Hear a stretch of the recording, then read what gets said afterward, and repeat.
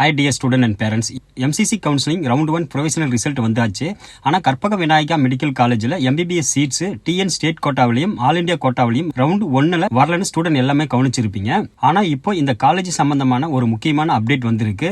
காலேஜோட அபிஷியல் வெப்சைட்ல 2026-27 MBBS admission brochure release பண்ணியிருக்காங்க. அந்த ப்ரோச்சர்ல இருக்கிற அட்மிஷன் டீட்டெயிலையும் காலேஜோட கரண்ட் அட்மிஷன் ஸ்டேட்டஸையும் பேஸ் பண்ணி பார்க்கும்போது இந்த காலேஜ் டீம்டு யூனிவர்சிட்டி கேட்டகரியில MCC கவுன்சிலிங் மூலமா அட்மிஷன் நடக்க பாசிபிலிட்டிஸ் இருக்கு. MCC ரவுண்ட் 2ல இந்த காலேஜ் வருமா, வந்தா சீட் மேட்ரிக்ஸ் எப்படி இருக்கும், MBBS ஃபீஸ் எவ்வளவு, ஹாஸ்டல் அண்ட் அதர் ஃபீஸ் என்ன, ரீஃபண்ட் பாலிசி என்ன சொல்லுது, இந்த வீடியோவில் ஸ்டெப் பை ஸ்டெப்பா அபிஷியல் இன்ஃபர்மேஷன் மட்டும் பேஸ் பண்ணி கிளியரா பார்க்கலாம். எக்ஸ்பெக்ட்லி MCC ரவுண்ட் 1 சீட் மேட்ரிக்ஸ்ல இந்த காலேஜ் வரலன்னு வெயிட் பண்ணிட்டு இருக்கிற ஸ்டூடெண்ட் இந்த வீடியோவை ஸ்கிப் பண்ணாம ஃபுல்லா பாருங்க. நெக்ஸ்ட் இந்த காலேஜோட 2026-27 அகாடமிக் இயருக்கு MBBS சீட் டீடைல்ஸ் என்னன்னு பார்க்கலாம். காலேஜ் அபிஷியல் இன்ஃபர்மேஷன் ப்ரோசர்ல கொடுத்திருக்கிற டீடைல் படி டோட்டல் MBBS சீட்ஸ் எடுத்தீங்கன்னா 150 சீட்ஸ்.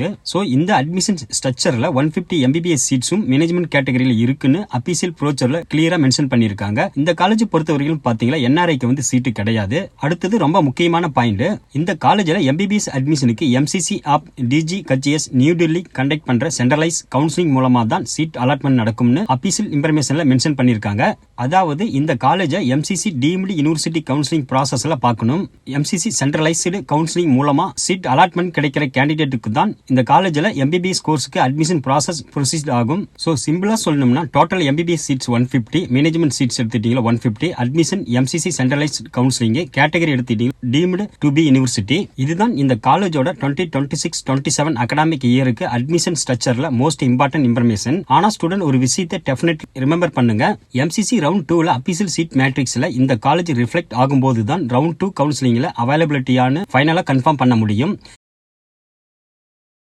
நெக்ஸ்ட் இந்த காலேஜோட 2026-27 அகாடமிக் இயருக்கு MBBS ஃபீஸ் டீடைல் என்னன்னு ஸ்டெப் பை ஸ்டெப் கிளியரா பார்க்கலாம்.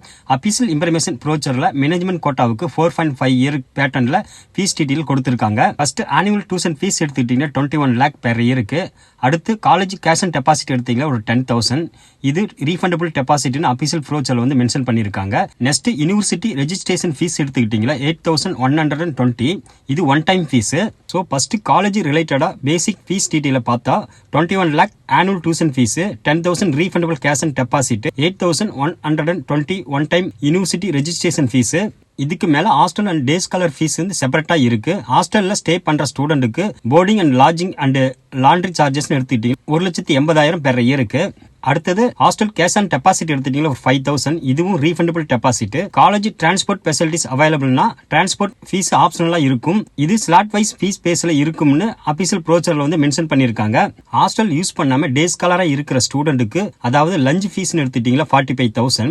இங்க ஒரு முக்கியமான பாயிண்ட் ஸ்டூடெண்ட் அண்ட் பேரண்ட்ஸ் கவனிக்கணும். காலேஜ் அபிஷியல் ப்ரோச்சர் படி ஃபர்ஸ்ட் இயர் அட்மிஷன் கன்ஃபர்மேஷனுக்கு ஃபர்ஸ்ட் இயர் ஃபீஸை ஃபுல்லா பே பண்ண வேண்டும். அப்பதான் உங்க சீட் வந்து கன்ஃபார்ம் ஆகும். அடுத்த இயர்ல இருந்து ஃபீஸ் எப்படி பே பண்ணனா காலேஜ் வந்து நோட்டிபிகேஷன் ஃபீஸ் வந்து ரிலீஸ் பண்ணுவாங்க. அந்த நோட்டிபிகேஷன் ஃபீட்ல டேட் அண்ட் டைம் கொடுத்திருப்பாங்க, எப்ப பே பண்ணணும், அந்த டைமுக்குள்ள நீங்க ஃபீஸ் வந்து பே பண்ணணும். சோ சிம்பிளா சொல்லணும்னா ஆனுவல் டியூஷன் ஃபீஸ் எடுத்துட்டீங்களா 21 லட்சம், கேஷ் அண்ட் டெபாசிட் பாத்தீங்கன்னா ஒரு 10,000 ரீஃபண்டபிள், யூனிவர்சிட்டி ரெஜிஸ்ட்ரேஷன் ஃபீஸ் எடுத்துட்டீங்களா 8,120 ஒன் டைம் மட்டும் பே பண்ற மாதிரி இருக்கும். ஹாஸ்டல் ஃபீஸ் எடுத்துட்டீங்களா 1,80,000, ஹாஸ்டல் கேஷ் அண்ட் டெபாசிட் எடுத்துட்டீங்களா ஒரு 5,000 refundable, day scholar lunch fee எடுத்துக்கிட்டீங்களா 45,000, transport optional slot wise fee, hostel fee and day scholar lunch fee ரெண்டு பேரும் செப்பரேட் ஆப்ஷன். ஸ்டூடெண்ட் ஹாஸ்டல்ல ஸ்டே பண்றீங்களா ஸ்டே ஸ்காலரா இருக்கீங்களான்னு அதை பொறுத்து அப்ளிகபிள் ஆகும்.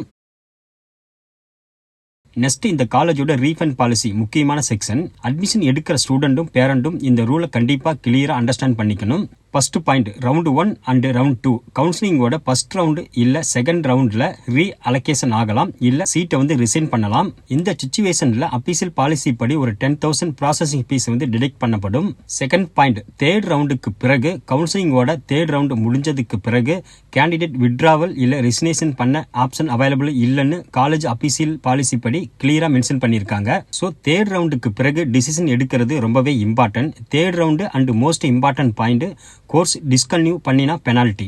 அட்மிஷன் கம்ப்ளீட் பண்ணிட்டு எந்த ரீசனா இருந்தாலும் கேண்டிடேட் கோர்ஸை வந்து டிஸ்கன்டினியூ பண்ணினா அந்த சீட் வேக்கண்ட் ஆகுற சிச்சுவேஷன்ல கேண்டிடேட்டும் அவரோட பேரண்ட் இல்ல கார்டியனும் ரிமைனிங் இயரோட ஃபீஸை இன்க்ளூடிங் என்டையர் கோர்ஸ் ஃபீஸையும் பே பண்ண லயபிளா இருப்பாங்க. அபிஷியல் பாலிசி படி டீம்டு டு பி யூனிவர்சிட்டியிலிருந்து ஃபார்மலி ரிலீஸ் பண்ணப்பட்டு ஒரிஜினல் சர்டிபிகேட் ரிட்டர்ன் ஆகுற வரைக்கும் இந்த ஃபீஸ் லயபிலிட்டி கண்டினியூ ஆகும்னு மென்ஷன் பண்ணியிருக்காங்க. இந்த கண்டிஷனுக்கு கேண்டிடேட்டும் பேரண்ட் இல்ல கார்டியனும் பைண்டிங் அக்ரிமெண்ட் சைன் பண்ண வேண்டும்னு பாலிசியில கிளியரா மென்ஷன் பண்ணியிருக்காங்க. இன்னும் ஒரு very important point, DGHS and NMC prescribed mention பண்ணியிருக்கிற லாஸ்ட் டேட் ஆஃப் அட்மிஷனுக்கு பிறகு கேண்டிடேட் ரிசைன் இல்ல வித்ட்ராவல் பண்ணினா இந்த பெனால்டி கண்டிஷன் அப்ளை ஆகும்னு அபிஷியல் பாலிசியில மென்ஷன் பண்ணியிருக்காங்க. Finally cancellation request email, telephone, mobile மூலமா மட்டும் ரிக்வெஸ்ட் பண்ணினா அது ஸ்ட்ரிக்ட்லி என்டர்டைனடு ஆகுதுன்னு காலேஜ் அபிஷியல் ரீஃபண்ட் பாலிசியில கிளியரா மென்ஷன் பண்ணியிருக்காங்க. ஸோ ஸ்டூடெண்ட் அண்ட் பேரண்ட்ஸ் இந்த காலேஜில் அட்மிஷன் கன்சிடர் பண்ணும்போது ஃபீஸை மட்டும் பார்க்க கூடாது, ரீஃபண்ட் அண்ட் ரெசிக்னேஷன் அண்ட் டிஸ்கன்யூ ரூல்ஸையும் ஃபுல்லா அண்டர்ஸ்டாண்ட் பண்ணிட்டு தான் டிசிஷன் எடுக்கணும். இதுதான் இந்த காலேஜோட ரீஃபண்ட் பாலிசியில மென்ஷன் பண்ணியிருக்கிற முக்கியமான பாயிண்ட். ஓவராலா பார்த்தா Karpagam Vinayaka medical college 2026-27 academic இயருக்கு அட்மிஷன்ல 150 MBBS சீட்ஸும் மேனேஜ்மெண்ட் கேட்டகரியில் அவைலபிளா இருக்கு. அட்மிஷன் MCC சென்ட்ரலைஸ் கவுன்சிலிங் மூலமா நடக்கும்னு அபிஷியலா ப்ரோச்சர்ல மென்ஷன் பண்ணிருக்காங்க. ஆனுவல் டியூஷன் ஃபீஸ் எடுத்துட்டீங்களா 21 லட்சம், ஹாஸ்டல் ஃபீஸ் எடுத்துட்டீங்களா 1,80,000. ஸோ MCC ரவுண்ட் 2ல இந்த காலேஜ் அபிஷியல் சீட் மேட்ரிக்ஸ்ல அப்பியர் ஆகுதான்னு ஸ்டூடெண்ட் கண்டிப்பா செக் பண்ணணும். காலேஜ் ஆப்ஷனலா கன்சிடர் பண்ற student fee, affordability, hostel requirement and refund policy எல்லாத்தையும் கிளியரா அண்டர்ஸ்டாண்ட் பண்ணிட்டு தான் சாய்ஸ் பில்லிங்க டெசிஷன் எடுக்கணும். ஃபைனலா official MCC seat matrix release ஆன பிறகுதான் ரவுண்ட் 2 அவைலபிலிட்டியை கன்ஃபார்ம் பண்ண முடியும்.